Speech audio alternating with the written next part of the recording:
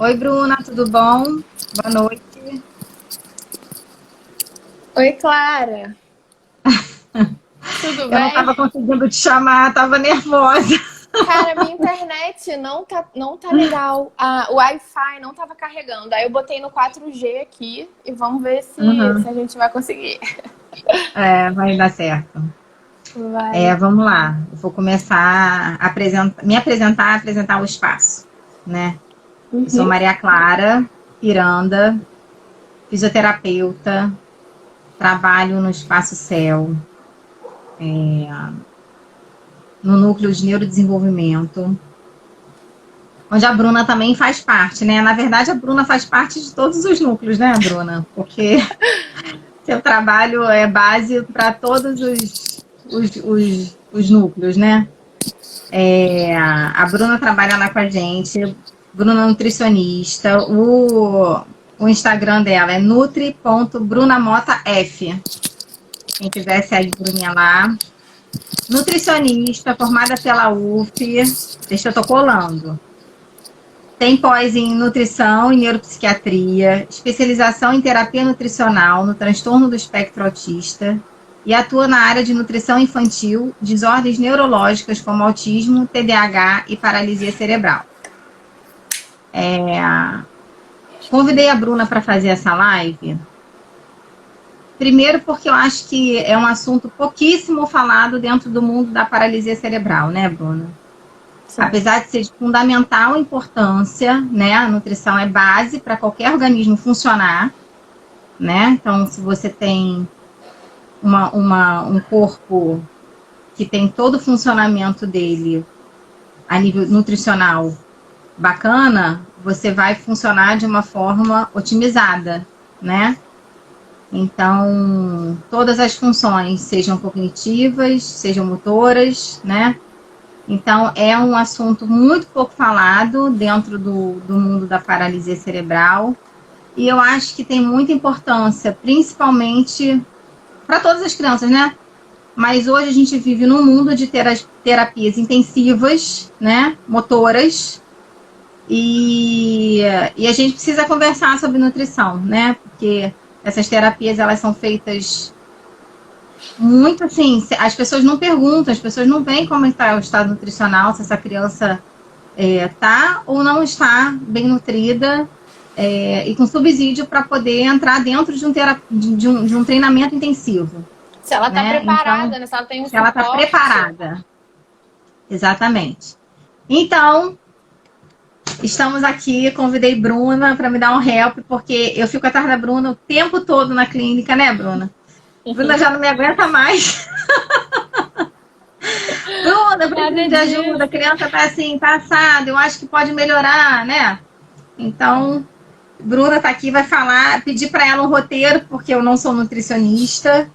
E são muitos aspectos dentro do mundo da paralisia cerebral. Tem uma variedade enorme, né? De PCs, vamos falar assim. Uhum. Desde os isotônicos, né? Onde tem um gasto calórico menor, aos Uhum. hipertônicos, aos espásticos, que tem um gasto calórico enorme. Em geral, são muito magrinhos. Então, a gente precisa de ter uma atenção para isso, né? Então, eu pedi uma ajuda, né? E a gente tem as questões das epilepsias, né? Que muitas vezes estão ali como comorbidade, né? Então, eu pedi ajuda da Bruna para esclarecer um pouquinho, né? A gente tem as crianças que comem por gastro, né? Que não conseguem se alimentar pela boca. Então, a gente tem uma variável enorme dentro do mundo da paralisia cerebral, né? Desde as crianças de MFCS nível 1 até nível 5, é uma variedade gigantesca, onde a nutrição influencia, onde conseguir se alimentar bem influencia. Então, a Bruna vai falar um pouquinho agora, né, Bruna? É. Vai lá. E assim, é muito legal essa troca, porque por mais que a gente tenha montado um roteirinho, né? A gente Uhum. quer fazer uma conversa de forma que todos entendam, né? Não só profissionais, Exato, mas as famílias principalmente. Porque é exato. conscientizando as famílias que a gente vai ter um movimento, né, para os terapeutas também e toda a equipe de saúde que acompanha essa criança, para elas enxergarem, né, e valorizarem a importância da nutrição, que foi o que você falou, que é a base para o funcionamento de qualquer corpo. Se você tem um corpo, você precisa de nutrientes, né, para estar tudo direitinho. Então, assim, quando você tem uma deficiência nessa área, você vai ter prejuízo, né? Isso é óbvio. Então, assim, é uma alusão que eu faço que serve para tudo. Se a gente não está dando combustível para uma criança ou para qualquer pessoa, a gente vai ter um prejuízo. O carro não vai funcionar. Não adianta a gente exigir que tenha ganho de força, que tenha ganho cognitivo, que tenha desenvolvimento, se a criança não tem nutriente, né? Ou então se está com nutriente ruim. Se o combustível que ela está tendo é ruim, então, assim, vai ser pior ainda, né? Porque vai ter dano ainda. Então, assim, a criança já está com deficiência e ainda vai ter uma inflamação, né? Um estímulo ali ruim. Então, assim, até na literatura científica também, Clara, as pesquisas, né? O assunto da nutrição e da paralisia cerebral é pouco falado, né? Na minha visão, deveria ser muito mais falado. Porque o foco acaba sendo a questão motora, né? As terapias, a físio, mas essa base aí acaba ficando defasada. Então, assim... o último congresso de paralisia cerebral daqui do Brasil, né? Não teve uma palestrinha, eu fui lá procurar, não teve uma palestra de nutrição. Eu achei incrível! Eu falei, gente, como assim? As pessoas precisam falar sobre isso. Né? Faz muita diferença. A gente não pode submeter qualquer criança a uma terapia intensiva. Eu vou puxar a sardinha pro lado da fisioterapia, porque eu sou fisioterapeuta, né, gente? Claro. Mas, na verdade, a nutrição, ela influencia em todas as áreas do desenvolvimento. Mas quando a gente fala dessas terapias que ficam... A criança fica até 40, 60 horas em terapia durante um mês, só de fisioterapia. Então, se ela não tem esse combustível, não vai rolar. Ao contrário, você pode até piorar um quadro geral, né? Pode causar uma lesão até, né, Clara? Exatamente. Então as pessoas pensam no ganho funcional, mas como você ganha função se você não tem um combustível para aquele músculo desenvolver bem, né? É fake, né? É uma coisa que não se mantém. Então você precisa ter um músculo saudável. Eu falo do músculo porque, de novo, sou fisioterapeuta, mas o organismo como um todo, né? A gente precisa ter um músculo saudável, né, para conseguir desenvolver. A gente precisa ter um sangue saudável para conseguir desenvolver aquela musculatura para ganhar função, né? Então, a gente precisa falar sobre, né? Não pode ser aleatório, né? Não pode ficar solto. As crianças não podem ficar se enchendo de porcaria, né? Porque não leva ninguém a lugar nenhum. Os veneninhos. Vamos lá, Bruna. E assim, é bom começar falando que o que mais é estudado, o que mais a gente vê realmente com relação à nutrição e paralisia é o risco nutricional em que essas crianças estão, né? A prevalência de desnutrição nessas crianças é muito grande. Então aí tá mais um motivo ainda para a gente falar sobre, né? A importância do acompanhamento nutricional, porque se a gente tem mostrando um panorama, né, de desnutrição nessas crianças, já tá tudo errado, né? Então, assim, a gente já tem que começar a intervir. Então, muitos problemas nutricionais estão relacionados a essas crianças. A desnutrição é o principal. Às vezes, excesso de peso também, mas a desnutrição é muito mais prevalente. Refluxo gastroesofágico, constipação. A gente tem a constipação, acho que na prática é o que mais acontece, né, Clara? É o que mais acontece, é verdade. A gente consegue trocar muito isso, porque assim, até às vezes a criança não tá rendendo nas terapias, né? Ela tá com várias questões, não tá querendo fazer, tá reclamando, tá chorando, e aí a gente acaba não olhando. Né? Sente dor, né? Ela tá com dor, ela tá, né, com fezes acumuladas ali, enfim, pode ser uma questão muito grave, né? A constipação, ela pode levar à internação. Então, assim, a gente não quer que essa criança seja internada, né? Porque já é uma criança que é comprometida. Então, isso prejudica e a gente tem que ter esse olhar, né? Todo mundo, todos os terapeutas e toda a equipe, mais uma vez, que acompanha essa criança, tem que ter esse olhar. Porque constipação é muito frequente. E porque a gente tem uma redução, né? Nessas crianças, a gente tem uma redução da motilidade intestinal. Então, isso já dificulta o processo. Tá me vendo? Travou. A internet faz isso com a gente hoje, não. Ai, tá me ouvindo? Vai, vamos lá. Pelo menos? Você tá me ouvindo pelo menos? Tô ouvindo. Vai. Pode ir? Aí, Pode. que eu tava falando da constipação. Porque ela já tem uma redução na motilidade intestinal. Então, já é mais difícil para ela, né, conseguir fazer a peristalse para defecar. E aí, o que acontece? Geralmente, o medicamento que as crianças usam, eles prejudicam ainda. Tem lá na bula, que causam constipação. Então, você dá um combo para essa criança. Que é uma criança, muitas vezes, com imobilidade, né? Não consegue se mover de maneira necessária. Redução da motilidade intestinal, uso de medicamento, pronto. Não tem... Fisiologicamente, é muito complicado. E aí, a parte da ainda come mal, né? Exatamente. Faz uma alimentação sem fibra, que é também o perfil da alimentação nutricional dessas crianças. Uma alimentação pobre em fibra e não bebe água, não ingere água, né? Não só pela via oral, mas qualquer via que esteja sendo administrada, não administram água. E aí vem outro ponto. Na realidade, Bruna, essa é uma questão que eu acho que envolve, quando a gente fala de paralisia cerebral, eles são... É uma equipe multi mesmo, porque até a ingestão da água, muitas vezes é difícil, né? Porque, assim, a deglutição é muito difícil. Eu não sou fono, né? Mas, assim, eu entendo que a dificuldade de deglutir é muito grande, o líquido, né? E aí acaba ficando... As mães acabam ficando com medo, porque engasga, né? Sim. E aí depois eu acho que você vai falar um pouquinho sobre alimentação através da gastro, né? É uma equipe que entra no consenso para indicação, né? Mas Sim. a gente tem outros recursos também que podem suprir também, né, Bruna? Essa questão da dificuldade de ingestão de líquido, né? A gente trabalha tentando o máximo sempre. Eu tô pulando todo o roteiro, gente, mas tô falando desculpa. Gente, ela fez um roteiro maravilhoso. A gente vai enorme, detalhado, cheio de referência bibliográfica. Aí eu pulei tudo. Vai lá, Bruna. Mas vamos falando. Mas assim, a gente tem como fazer estratégia de sempre preferir a via oral, né? Nas crianças em que isso é possível. A gente sempre vai buscar a via mais fisiológica possível, né? A gente vai sempre buscar o alimento, a gente vai sempre buscar a via oral. É claro que quando isso não for possível, né? A gente vai conversar e a gente vai chegar lá. Mas a gente pode trabalhar a espessura dos fluidos, a textura dos alimentos.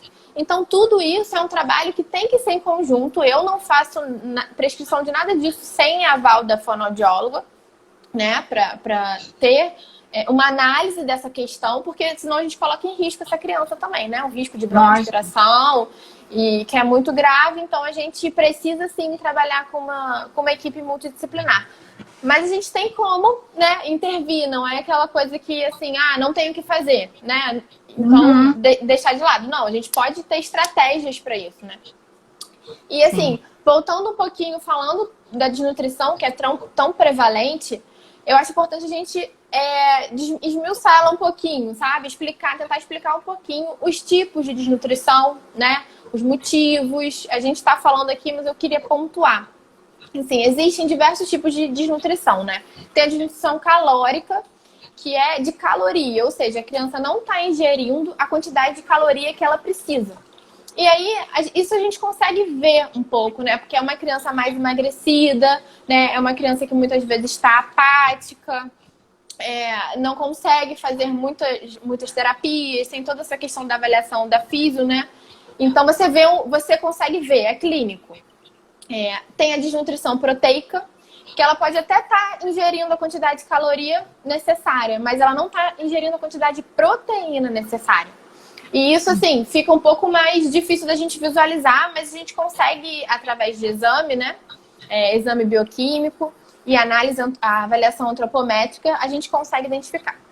Além disso, geralmente está associada à desnutrição subclínica, que a gente chama até de fome oculta, que é a desnutrição de micronutriente, ou seja, desnutrição de vitaminas e minerais. Geralmente ela está associada, né, a alguma outra desnutrição, porque essa criança está com uma alimentação inadequada em todos os sentidos. Só que a gente não consegue ver, né? Ou às vezes a criança está com excesso de peso, está até com obesidade, só que tá com deficiência de micronutriente. Aí, né, todo mundo, como assim? Ela tá deficiente, mas ela come muito, né? Mas assim, não come os alimentos que ela deveria comer, né? Não come na quantidade, nos padrões adequados. Então, a criança precisa fazer esse acompanhamento para a gente ver, através de exame bioquímico e através da avaliação antropométrica, como é que tá essa criança. E aí, falando um pouquinho dessa avaliação, existem curvas de crescimento que a gente usa específicas para criança com paralisia cerebral.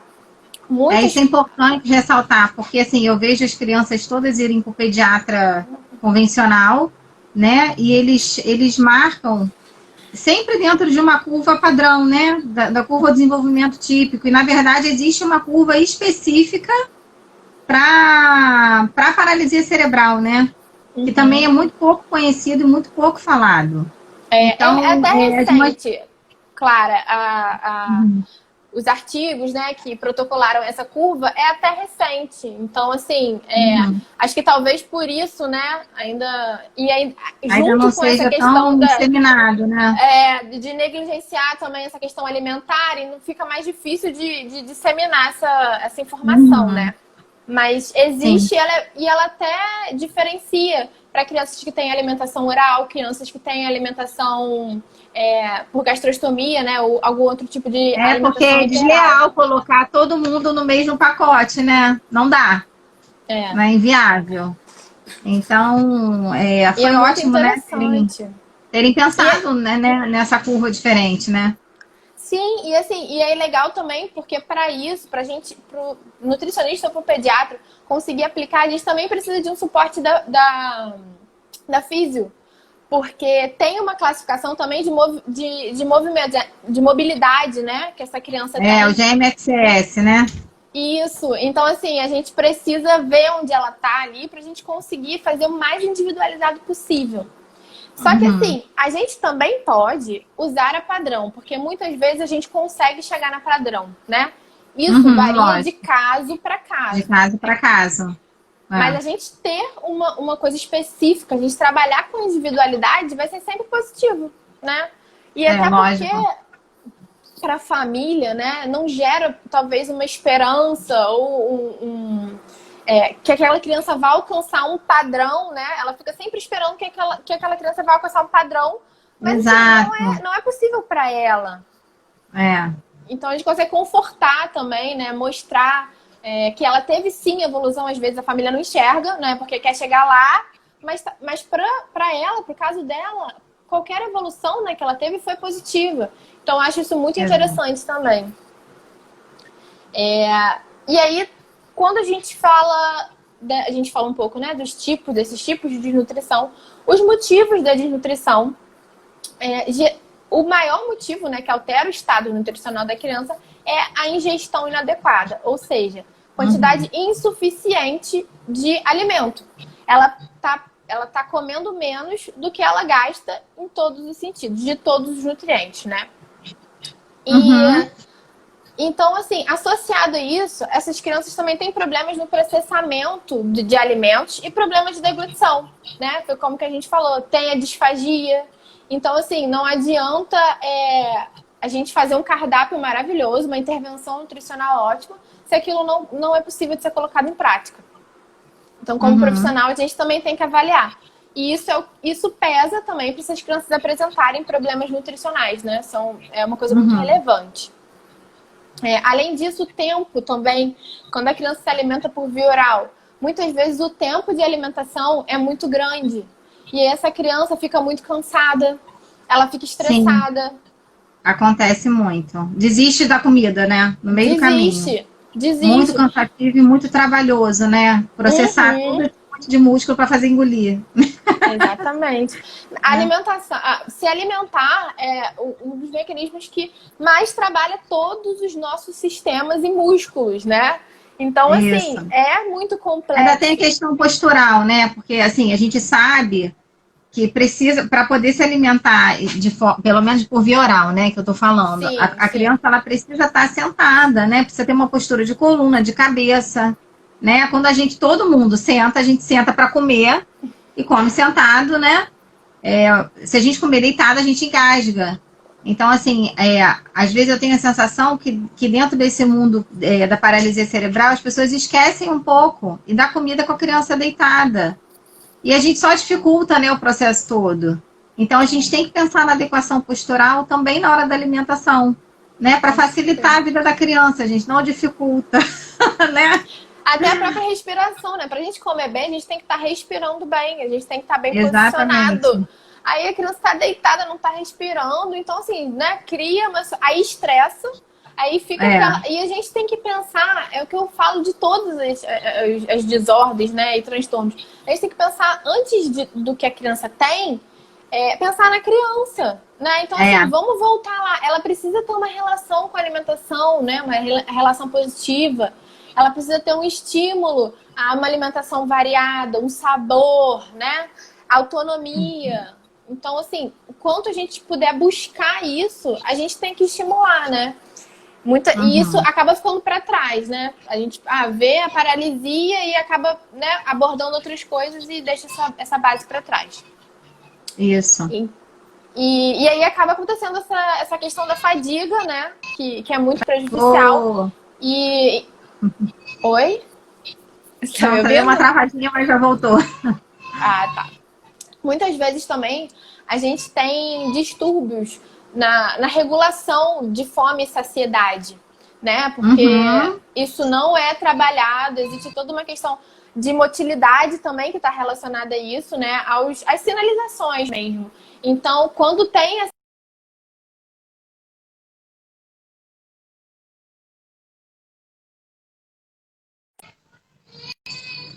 Bruna, você tá travada para mim.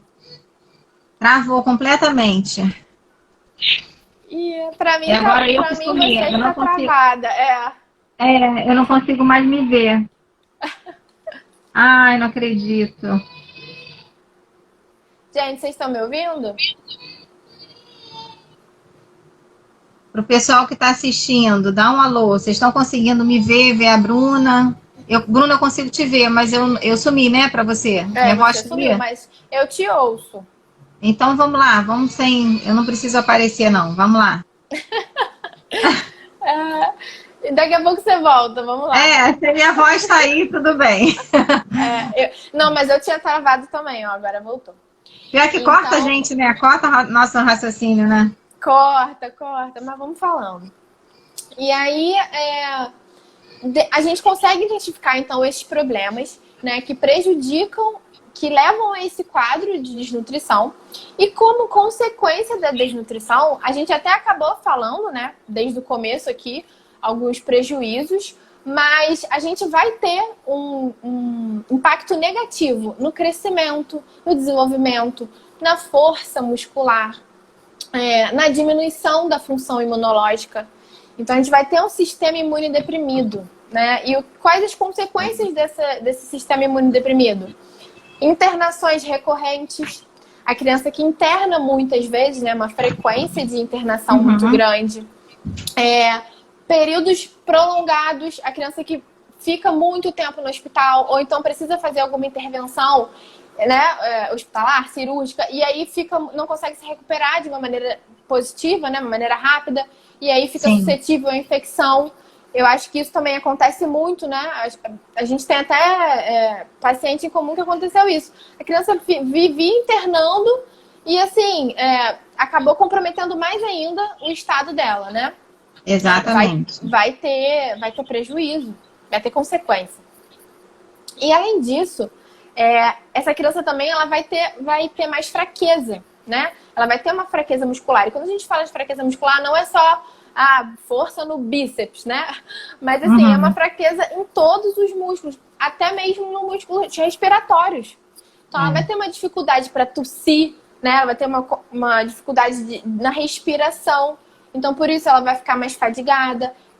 Dessa forma, ela está mais suscetível à infecção do trato respiratório, porque ela não tosse, ela não tem essa troca, ela não elimina. Então, ela vai estar mais suscetível a infecções, né? E eu acho importante também levantar uma questão que todo esse quadro, né, todas essas consequências da desnutrição, de uma alimentação inadequada, elas também vão ter um impacto social, Não vai ser só o impacto fisiológico. Porque uma criança que está recorrentemente, né, que está sendo internada de forma recorrente, ela vai ter dificuldades de participar de atividades escolares, né? Sim, ela vai não tem uma continuidade, né? Não tem. Ela vai ter uma perda, né? Na socialização, ela vai ter uma perda no cognitivo, no aprendizado. Até com a família, né? Do estar com a família, uma criança que está com o sistema imune deprimido, a gente tem que ter muito cuidado.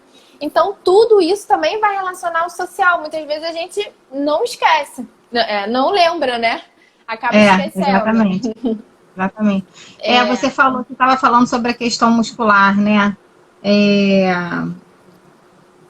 Como é importante a gente pensar nisso, né?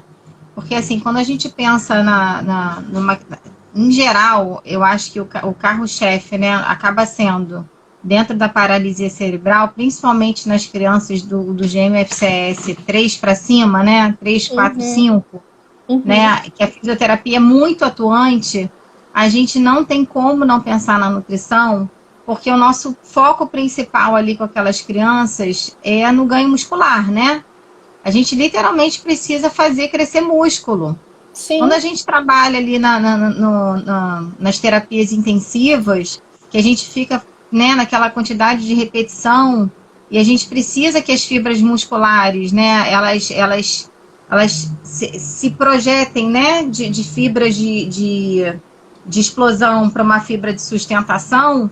Para a gente conseguir isso, a gente precisa dar substrato para esse músculo, né? Sim. Porque senão não vai acontecer, a gente fica secando não vai gelo. Do nada, gente. E fica levando a criança. E cansa. E eu tô tentando resolver a internet no Wi-Fi, eu tiro do Wi-Fi, eu coloco no Wi-Fi, eu tiro do Wi-Fi e não tá voltando. Mas não tudo bem, a minha voz tá saindo, né? Tá, eu tô te ouvindo super bem, só não tô te vendo. Vocês estão me ouvindo, pessoal? Então, assim, é muito importante a gente falar, né? Da nutrição nesse aspecto, porque senão a gente leva as crianças à exaustão, né? E o que a gente já tem ganho, né? Dessa forma, mas se as mães atentassem mais, né? Geralmente durante o intensivo, eu sempre recomendo que procure um nutricionista antes de começar a terapia comigo, né? Tem que ser um trabalho em conjunto. A maioria das mães ainda se espantam, né? Porque às vezes a gente recebe criança que já está com 10 anos, 7 anos, 8 anos, nunca passou por um nutricionista na vida. Né? Então é assim, é louco isso, né? Porque deveria estar desde que nasceu, desde que saiu lá, que passou por todo o processo dentro de uma UTI neonatal, que geralmente é o que acontece, né? Que ficam, né? Que passam por aquele período de internação.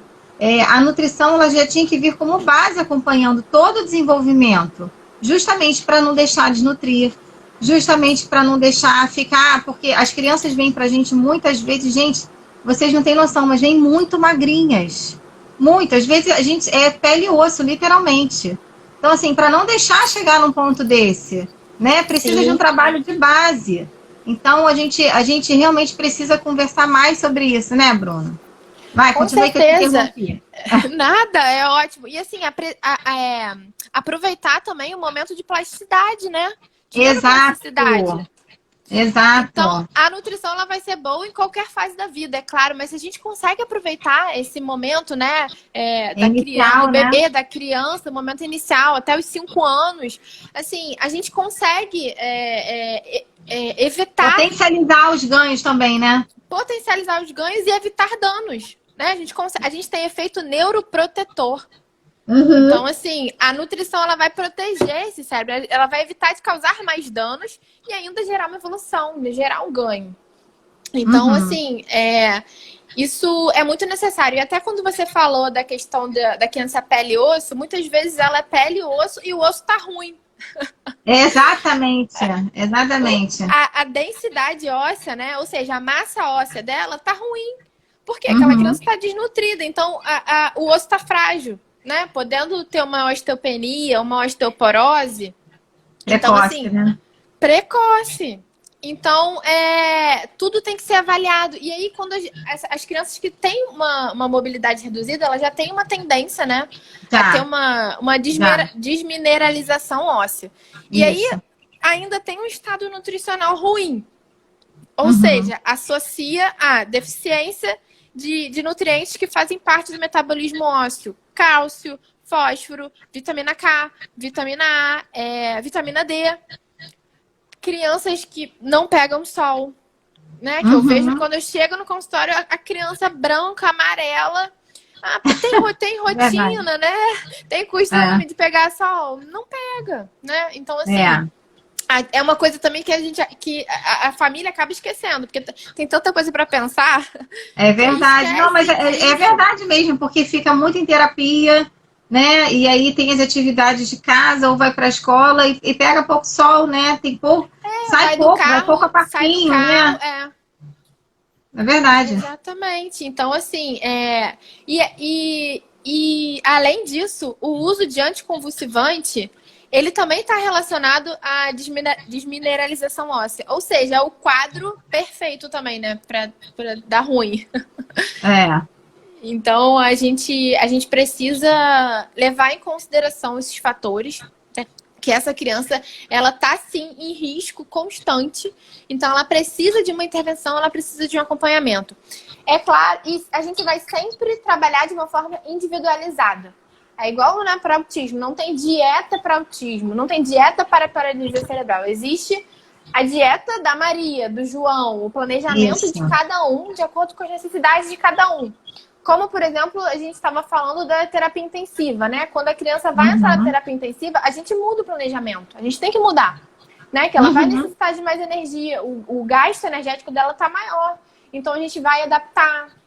Se a criança tá com o exame alterado, a gente vai ter que adaptar para a realidade dela. Se tá com constipação, tá com diarreia, tudo isso a gente vai analisar, né? O quadro clínico, olhar essa criança como um todo e fazer todos os planejamentos de forma individualizada. Acho importante a gente ressaltar isso.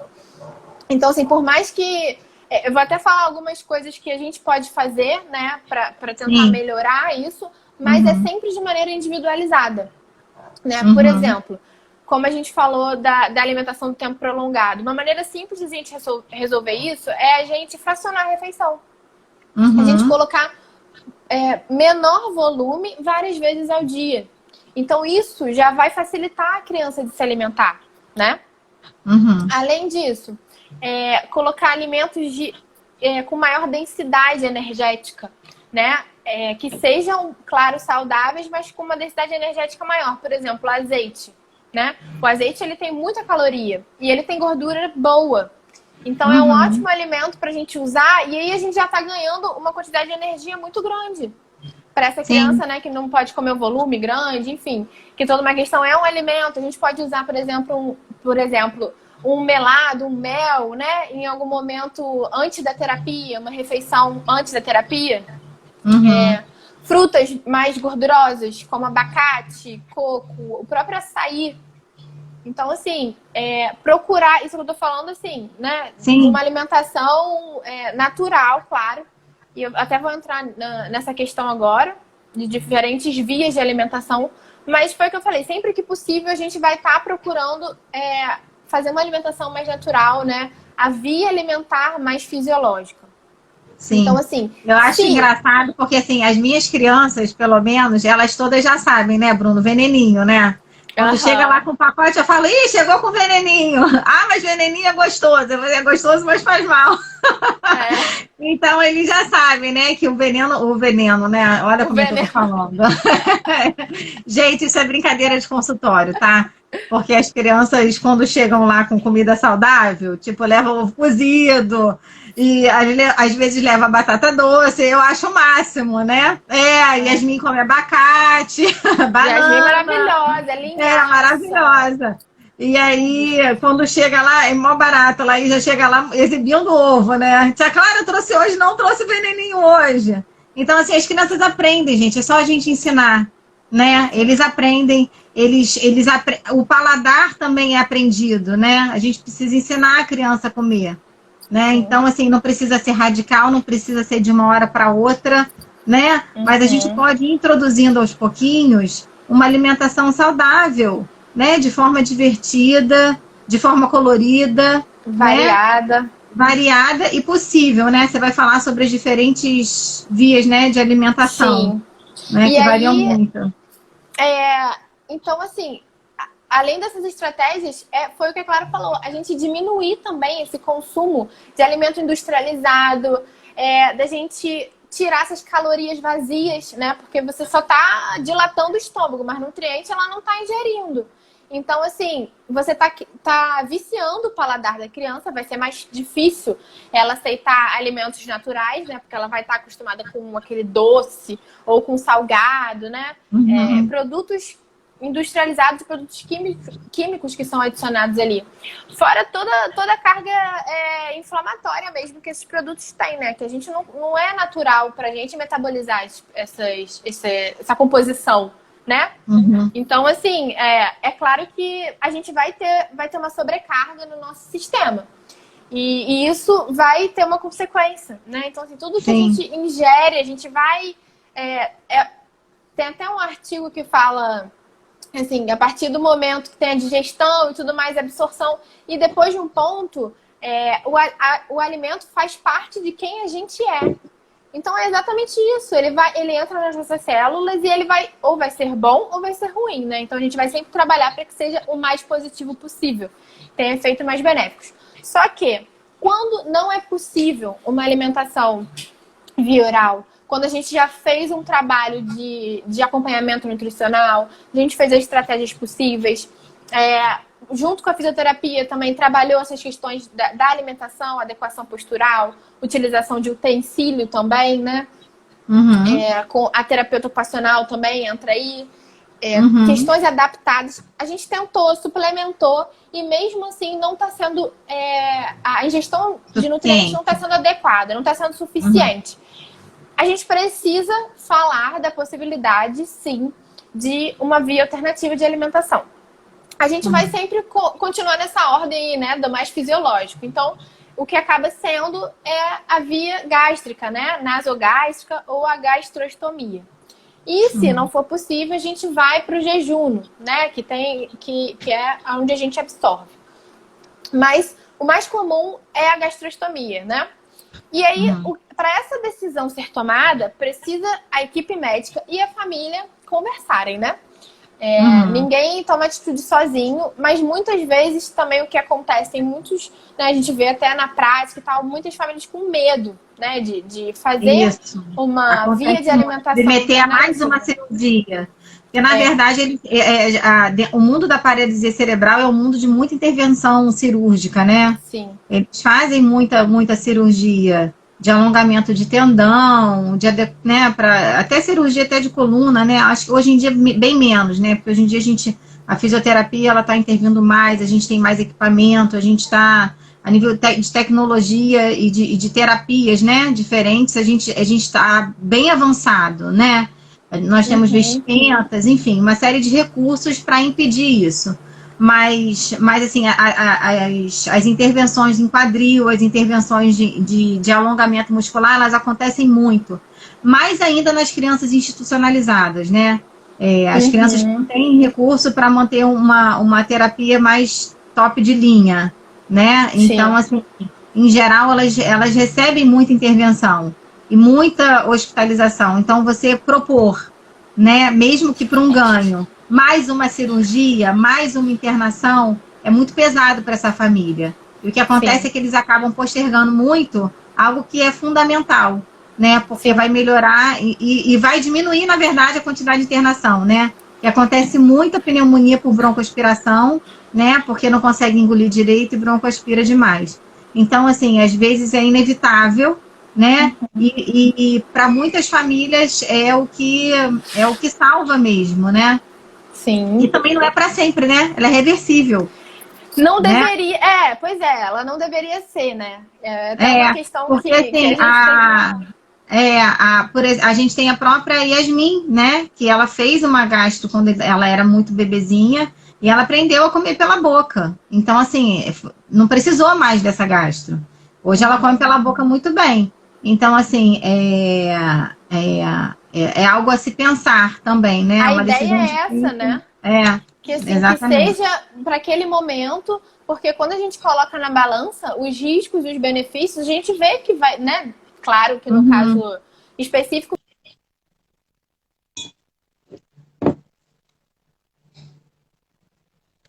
Oh, meu Deus, travamos as duas.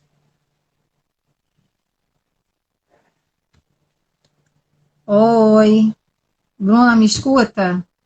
Gente, vocês estão me ouvindo? Responde. Travou para Você mim. travou. É, Tá, voltou voltou, agora? voltou. Então, o que eu tava Onde nós dizendo? estávamos? Onde eu Nossa, gente, é estava, horrível, né? travei, travou tudo junto É. aqui. Então, assim. E quando. Mas essa questão, né, delicada, que muitas vezes a família resiste, acaba vindo lá de trás, que isso nunca foi dita a importância da criança se alimentar de forma adequada, né? Porque se essa família Uhum. já tivesse sido orientada desde o diagnóstico, né, da necessidade de um suporte nutricional, se chegasse no ponto de ter a necessidade, né, de uma via alternativa, essa família já estaria mais segura, estaria mais preparada. Exatamente. Exatamente. Então, já tem essa falha aí, né? E o que a gente vê é que, assim, existem momentos que são necessários e existem momentos que as fórmulas, né, os módulos de nutrição integral são necessários também. Eles garantem uma nutrição adequada, principalmente quando a criança está em um estado patológico grave, né? Que aí, Sim. muitas vezes, o metabolismo dela, ele não vai conseguir absorver um alimento, né? Aquilo ali vai ser até uma agressão. Então, a gente faz uso, né, das fórmulas e tudo mais em hospital, principalmente. Uhum. Mas o que acaba acontecendo, tanto na via de alimentação como no uso da fórmula, é que fica ad eterno, né? Uhum. Não existe um trabalho para que essa criança faça o desmame da fórmula, para que ela faça o desmame da via alternativa, para Uhum. conseguir chegar na via oral, né, que é a via fisiológica. Foi o que eu falei, a gente sempre vai lutar pela via fisiológica, né, pela Sim. alimentação, pela comida.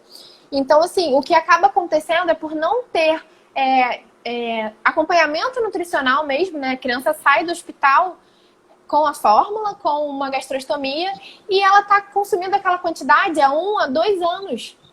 Uma Uhum. quantidade que, assim, era para aquele momento, né? Naquela época, quando ela Sim. estava com aquela patologia, agora já mudou tudo. A criança Sim. já tem completa condição de fazer esse desmame, de mudar, né? Começar a Sim. alimentação oral. Isso não é feito. Então, a criança está sendo prejudicada, né? E, assim, eu acho isso a pior das situações. Porque existe uma exigência de que essa criança evolua, de que essa criança Uhum. desenvolva. Existe uma carga, né, nas terapeutas para que isso aconteça, só que a criança não está conseguindo, né? É inviável que ela evolua. E aí a gente vai Isso. também, volta ao que a gente começou a falar. Então, assim, eu acho que o ideal é sempre a gente buscar essa mudança, essa troca, né? Aos Uhum. poucos. Só que isso, infelizmente, ainda é muito debatido, né? Assim, é muito debatido no sentido, acho que não é nem muito debatido, não é muito aberto, né? É uma Sim. coisa assim, não, é isso e ponto. Ninguém fala, Uhum. mas espera aí, qual é a projeção? Qual é o planejamento de tempo que essa criança vai ficar, né? Sim. Qual é a fórmula? Qual é a evolução? Eles não têm orientação. Então, assim, eu recebo pacientes, crianças no Sai consultório. do hospital com a receita da fórmula e fica a vida inteira com E aquilo, fica para né? sempre, gente. Isso não existe. Isso Não não existe. existe. Não Então, assim, existe. eu fico desesperada, porque é surreal. E aí você vai ver o histórico, né? Nesse período aí, que a criança tá com uso da mesma fórmula, da mesma quantidade, ela tá completamente desnutrida, ela teve não sei quantas internações, tá tudo piorando, né? Virando uma bola de neve. E se a Ninguém gente presta tivesse. atenção no básico, né? Que é a alimentação.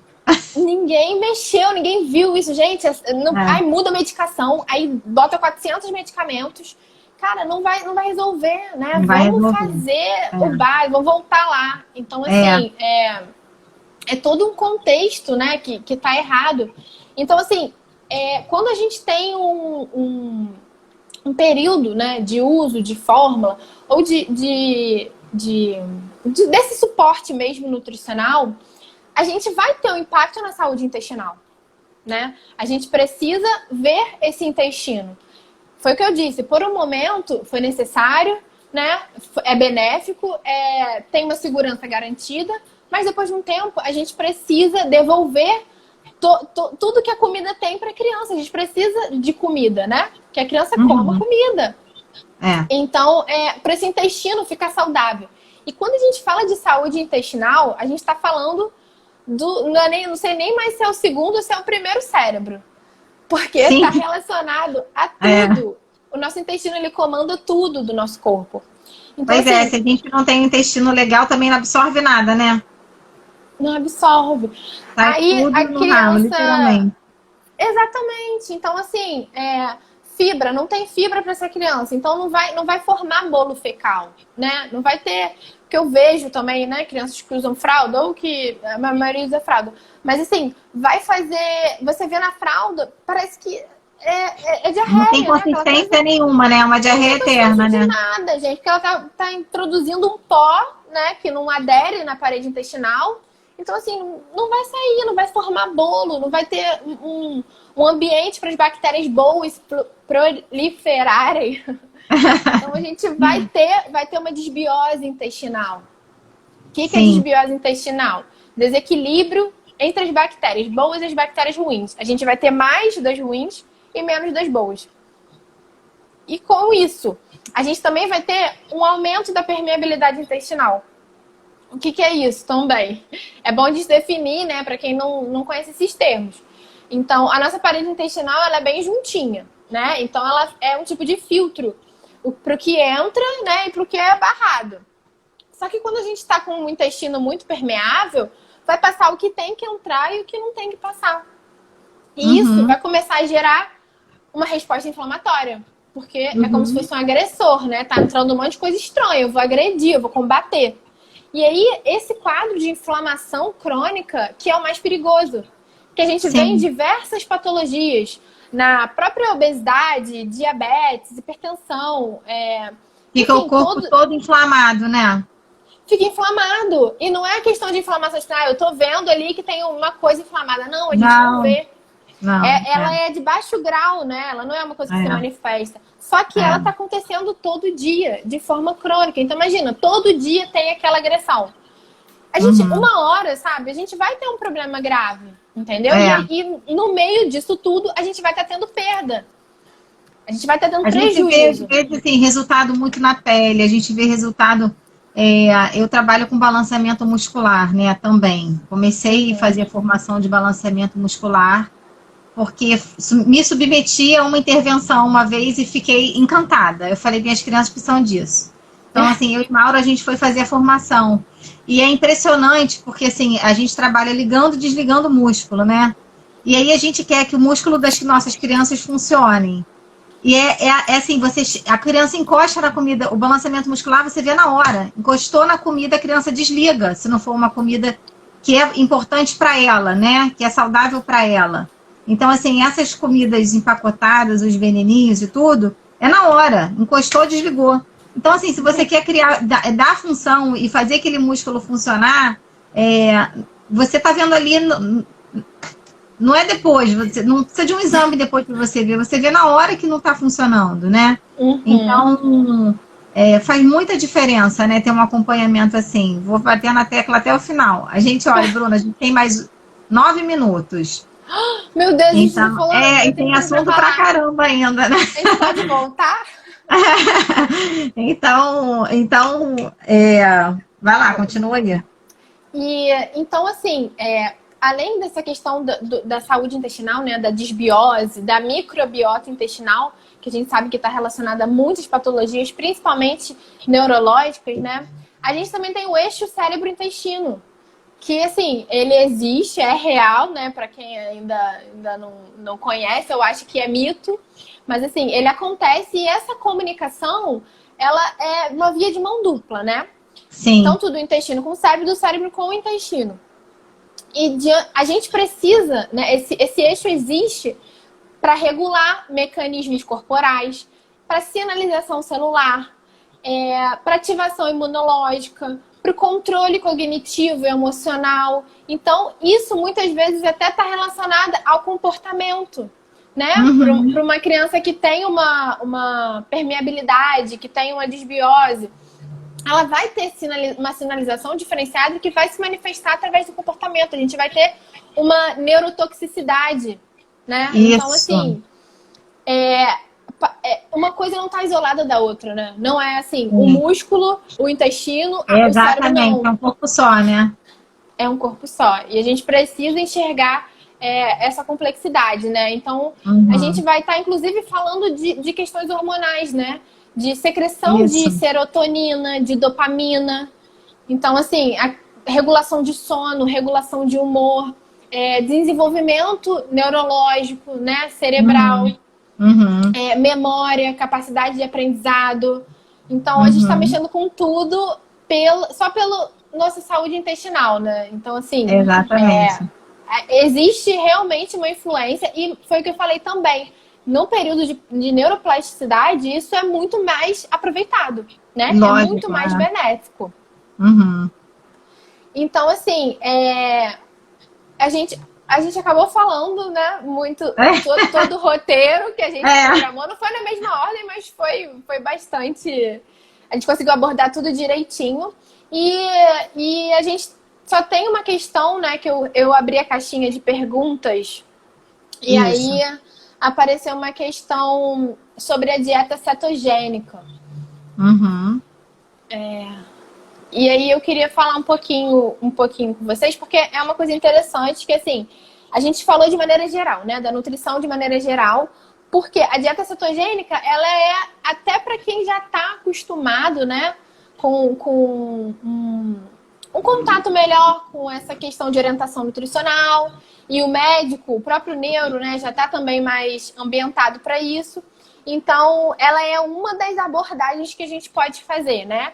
Mas eu achei mais relevante a gente bater na tecla do que está lá atrás, que é da desnutrição, né? Que acontece para todo mundo. Então, mas acho interessante também porque realmente a dieta cetogênica, na epilepsia, na crise convulsiva, né? Ela é determinada como um tratamento não farmacológico. Ela é um tratamento. Então, a gente vê a dieta como um tratamento. Sim. Então, a gente vai ter resultados benéficos, né? É estabelecido na literatura os benefícios. Então, o que consiste a dieta cetogênica? Ela é uma dieta, uma intervenção nutricional que é baseada numa alimentação rica em gordura, né? A gente tem algumas variações dela. Sim. A gente tem os 4 tipos, né? Que eu não sei se vai dar tempo de falar aqui. Faltam quantos minutos? Faltam 4 minutos e meio. Então, a gente tem uns 4 tipos, mas todos, não vou falar não, todos têm o mesmo objetivo, né? Que é o quê? A intenção de promover o estado de cetose, ou seja, utilizar a gordura e os corpos cetônicos para gerar energia. No estado normal, pra gente, né? A nossa primeira fonte de energia são os carboidratos. Só que, quando a gente faz essa estratégia, a gente muda isso. E a gente quer que a nossa primeira fonte de energia seja a gordura.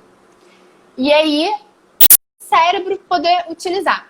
E o mecanismo pelo qual os corpos cetônicos controlam, né, a epilepsia e a crise convulsiva, eles não são muito claros. Assim, a via, né, metabolismo, bioquímica. Só que, assim, vários estudos, né, com ótimos padrões, randomizados, duplo cego, enfim, todos os melhores estudos, eles acabam sempre constatando que existe, sim, uma influência do consumo de corpos cetônicos na diminuição da epilepsia, né? Principalmente através na melhora da função mitocondrial. Existe um aumento das mitocôndrias. Geralmente, nessas crianças que têm epilepsia ou crise convulsiva, existe uma diminuição das mitocôndrias. Então, você fornecendo um substrato diferente, como por exemplo os corpos cetônicos, você está estimulando a biogênese, ou seja, você está, né, aumentando o número de mitocôndrias. E isso é oxigenação. Sim, Então, desinflama o cérebro, né? Exatamente. Ô, Bruna, tá acabando. Acho que a gente vai ter que fazer realmente uma outra live, porque nosso tempo esgotou. Verdade. Eu quero pedir desculpa para as pessoas, porque eu fiquei sem imagem, a minha internet realmente está muito ruim aqui em casa. Nós estamos, né, na batalha aqui para tentar melhorar a internet. Já mudamos planos, já fizemos de tudo e a internet não melhora. Então, assim, infelizmente eu saí, mas graças a Deus ficou com som e a gente conseguiu ouvir a Bruna, né, que é quem está trazendo realmente o assunto de hoje. E foi uma live maravilhosa. Quero agradecer a Bruna, quero agradecer a todo mundo que entrou.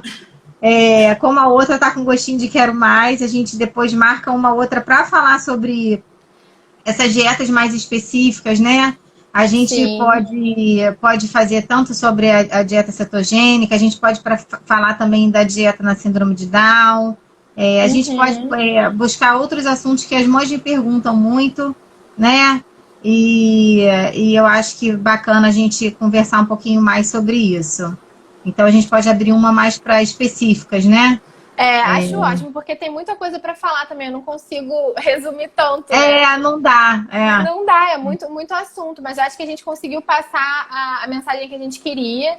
E eu queria agradecer também a você, primeiro por ser a profissional que você é, que se preocupa, né, com a criança de maneira integral, tem essa visão integrativa, né, do trabalho em equipe, da necessidade de outros profissionais na sua própria área, né, e no bem-estar geral da criança.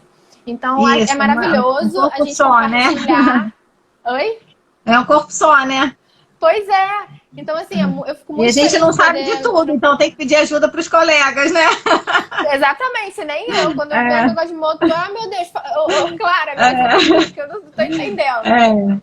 Então, assim, isso é maravilhoso. Eu estou muito feliz e eu espero que todos tenham gostado, que eu tenha falado de uma maneira que todos possam entender, né? Tanto as famílias quanto os profissionais. Foi muito esclarecedor, muito bom. Então é isso. Obrigada, galera. Obrigada, um beijo. gente. Até a próxima. Beijo, Clara. Tchau.